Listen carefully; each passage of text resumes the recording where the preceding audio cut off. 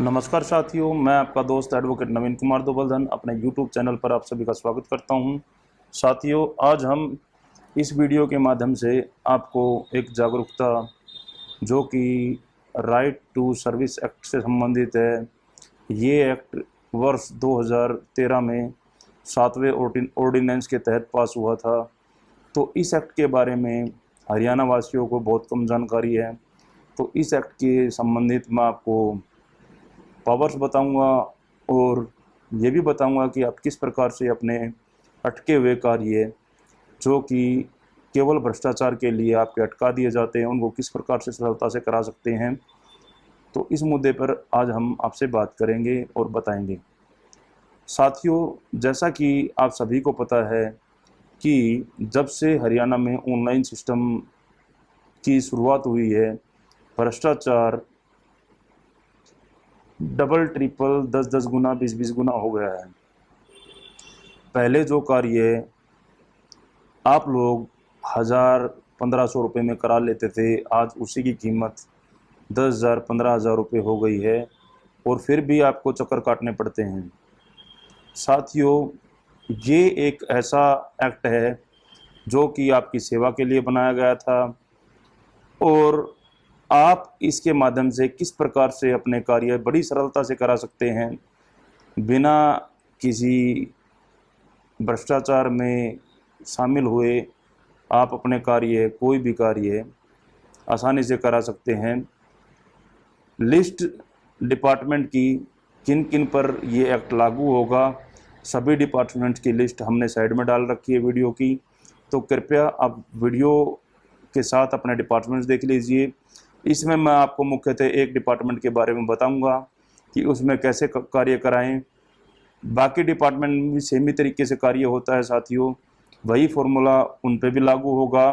तो सबसे ज़्यादा ज़रूरतें आम आदमी को हरियाणा में रेवेन्यू डिपार्टमेंट में पड़ती हैं साथियों। जब भी आप कोई प्रॉपर्टी खरीदते हैं या कोई डॉक्यूमेंटेशन के लिए जाते हैं, बैकवर्ड सर्टिफिकेट के जाते हैं, एससी सर्टिफिकेट के लिए जाते हैं, हरियाणा रेजिडेंस सर्टिफिकेट के लिए जाते हैं या कोई भी अन्य सर्टिफिकेट या कोई भी आप सेल परचेज प्रॉपर्टियाँ करते हैं या म्यूटेशन करवाते हैं, तो साथियों हमारा पाला कभी ना कभी रेवेन्यू डिपार्टमेंट में बैठे हुए पटवारी, तहसीलदार या अन्य क्लरिकल पोस्टों पे पड़ता है। साथियों, आपको सभी को पता है कि हरियाणा में भ्रष्टाचार कितने बड़े लेवल पर है रेवेन्यू डिपार्टमेंट्स में। साथियों, सरकार काफ़ी कोशिशें भी की, परंतु सब कोशिशें नाकाम है क्योंकि इनके ऊपर तक अधिकारी मंत्री भी शामिल होते हैं, तो वो कोशिशें नाकाम हो जाती हैं, कागज़ों पर रह जाती हैं, कागज़ों के अलावा कुछ भी नहीं हो पाता। साथियों, हमें भारत को नंबर 1 राष्ट्र बनाना है। परिकल्पना करते हुए शहीदों के सपनों का भारत बनाना है, शहीदों के सपनों का भारत बनाना है। तो साथियों, भ्रष्टाचार मुक्त भारत बनाना है। चलिए हम आपको बताते हैं किस प्रकार से आप रेवेन्यू डिपार्टमेंट में अपने कार्य बड़ी सरलता से करा सकते हैं। साथियों, right to service commission act का सेक्शन 5 कहता है कि कोई भी एप्लीकेशन आप रिटर्न में जिस भी अधिकारी से काम है उसको आप दें। फॉर एग्जांपल, जैसे आपको रेवेन्यू डिपार्टमेंट में पटवारी से कोई कार्य है, अगर आप वैसे पटवारी के पास जाते हैं, वो आपके कार्य नहीं करेगा, आपके चक्कर कटवाएगा, 2 महीने 4 महीने 6 महीने तक कटवाएगा। फिर आपको हरासमेंट करने के बाद आपको लगेगा कि ये तो बहुत ही मुश्किल कार्य है, ये तो हो ही नहीं सकता। आपको इस तरह से जताया जाएगा कि ये कार्य ना होने वाला है, आप कोई गलत काम करा रहे हैं उनसे, इस तरह से आपके ऊपर थोप दिया जाता है। बाद में आप अपने सही कार्य के लिए भी उनसे मांडवाली करते हैं, बैठ के बातचीत करते हैं, तो बात आपकी रिश्वत पर आकर अटक जाती है।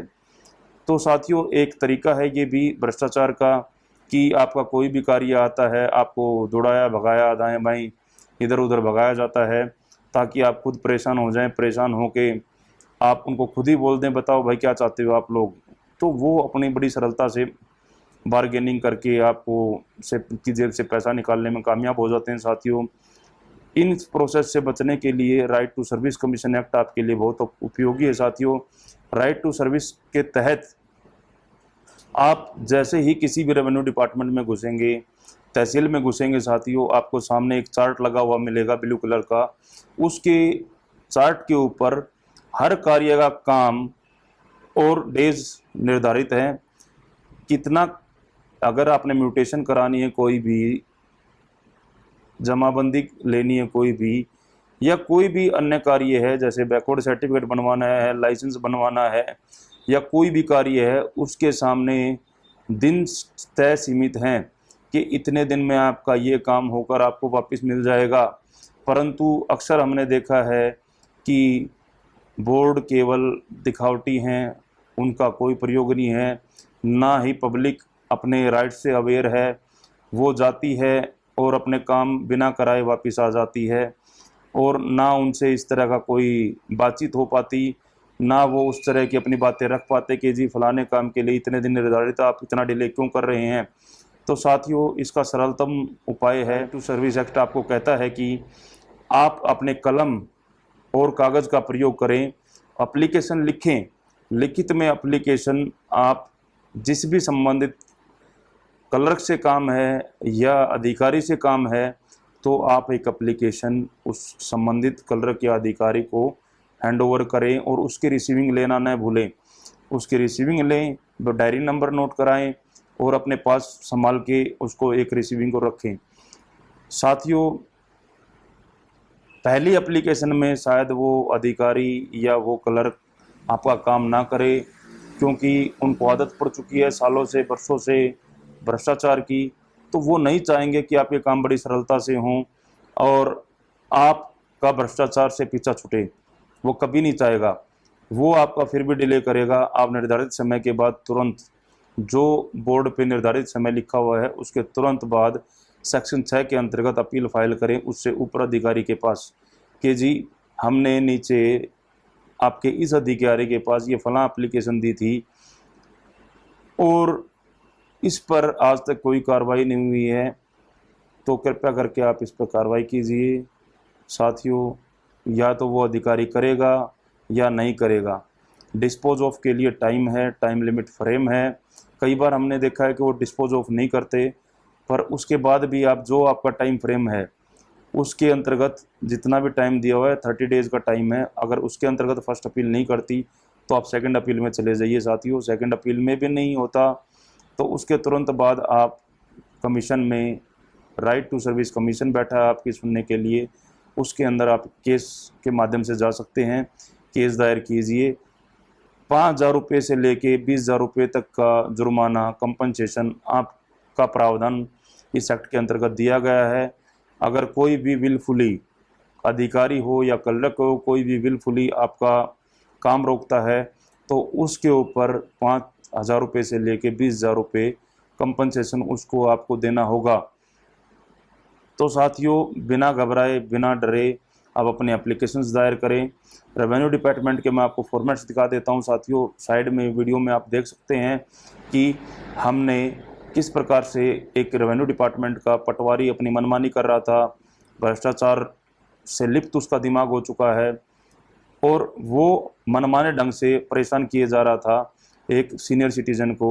हमने एक एप्लीकेशन जो साइड में है, सबसे पहले तहसीलदार साहब के माध्यम से मार्क कराई, क्योंकि उसका इमीडिएट ऑफिसर तहसीलदार है, तहसीलदार के अंडर ही सारे पटवारी काम करते हैं।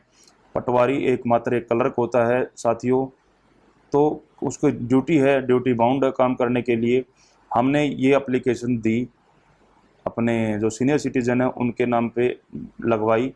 लगवाने के बाद साथियों इस पर कोई कार्रवाई नहीं हुई। तहसीलदार, पटवारी का माइंड सेट था कि इन्होंने मेरी बात नहीं मानी तो मैं इनका नहीं करूंगा। उसने रिपोर्ट मार्क कर दी साथियों कि फलां इस व्यक्ति का रिकॉर्ड हमारे रिकॉर्ड में उपलब्ध नहीं है, तो इसकी म्यूटेशन नहीं हो सकती। साथियों, इसके बाद तुरंत बाद मैंने रिकॉर्ड दोबारा चेक किया। चेक करने के तुरंत बाद हमने एक और एप्लीकेशन जो कि साइड में है, दोबारा से तहसीलदार साहब को पूरे रिकॉर्ड के साथ लगाई और वो आज तक पेंडिंग है। तय समय सीमा जो कि बाहर बोर्ड लगा हुआ है, बुलेटिन बोर्ड लगा हुआ है बहुत बड़ा बड़ा, उसके अंदर लिखा हुआ है कि mutation with in 7 days, 10 days maximum के अंदर हो जाना चाहिए, परंतु वो नहीं हुआ। तो हमने तुरंत अपील एसडीएम साहब के पास फाइल की। फर्स्ट अपील में हम एसडीएम साहब के साथ सामने गए, तो एसडीएम साहब ने भी उस पर कोई कार्रवाई नहीं हुई। इन बिटवीन हमने एक सीएम विंडो पे कंप्लेंट दायर कर रखी थी कि हमसे भ्रष्टाचार के तहत पैसा मांगा जा रहा है, काम को अटकाया जा रहा है जानबूझ के, इस तरह का व्यवहार हमारे साथ हो रहा है। तो सीएम विंडो हरियाणा में केवल एक दिखावटी हाथी का दांत है, जो केवल दिखाने का काम करता है, इसके अलावा उस पर कोई कार्य नहीं होता साथियों। जहाँ भी भ्रष्टाचार है वहाँ पर ये लोग कोई कार्रवाई नहीं कर रहे। जहाँ भ्रष्टाचार है, जो कार्य भ्रष्टाचार से होते हैं उन पर कोई कार्रवाई नहीं होती। सीएम विंडो के माध्यम से केवल उन्हीं जगह पे कार्रवाई होती है जहाँ से इनको कुछ नहीं जाता, ऊपर अधिकारी लेवल पे कुछ नहीं जाता या सरकार में कुछ नहीं जाता। रेवेन्यू डिपार्टमेंट एक ऐसा डिपार्टमेंट है जिसके अंदर भ्रष्टाचार बहुत ज़बरदस्त लेवल पे है। रजिस्ट्री करवाने जाओगे तो रजिस्ट्री के रेट तय हैं, या कोई भी अन्य आप कोई भी कार्य कराने जाओगे उसका तय है। बाहर दलाल बैठे हुए हैं, दलाल आपको जाते ही रेट बता देंगे कि ये फलां काम का फलां रेट है और इतने डिमांड कर रहे हैं जी। उनको पैसे दोगे तुरंत आपके काम हो जाएंगे, अदरवाइज़ आपके काम अटके रहते हैं। सारा काम दलालों का खेल है। अधिकारी, क्लर्क सब दलालों के माध्यम से पैसे एक्सेप्ट करते हैं। तो इन चीज़ों से बचें साथियों, अपना प्रोसीजरल वे में जाएं, एप्लीकेशन के थ्रू फाइल करें। फाइल हो गई, होने के बाद साथियों मैं आपको दिखाता हूँ, हमने फिर एक केस डाला कमीशन के अंदर। और ये साइड में जो आप देख रहे हैं ये ऑर्डर है कमीशन का, जिसमें कमीशन ने इनको डायरेक्शन दी सब डिविजनल मजिस्ट्रेट को, एसडीएम साहब को, कि इस कार्य को आप स्टेटस रिपोर्ट हमें सेंड कीजिए 6/9 तक। अगले ही दिन एसडीएम साहब का सीनियर सिटीज़न के नंबर पर फ़ोन आता है और उनको बुलाकर उनका कार्य बाई हैंड करा के उनको हैंड ओवर कर दिया जाता है साथियों। अब सोचने का विषय ये है कि अगर वो काम नहीं होने वाला था अब कैसे हो गया, अब किस प्रकार हो गया।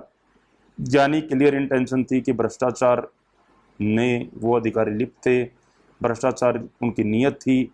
तो साथियों इस प्रकार से आप अपना बचाव कर सकते हैं। और उस सीनियर सिटीजन से इनके द्वारा कम से कम 15 से 20 हज़ार रुपये डिमांड किए जा रहे थे, ना देने की एवज में उनका काम डिले किया गया है।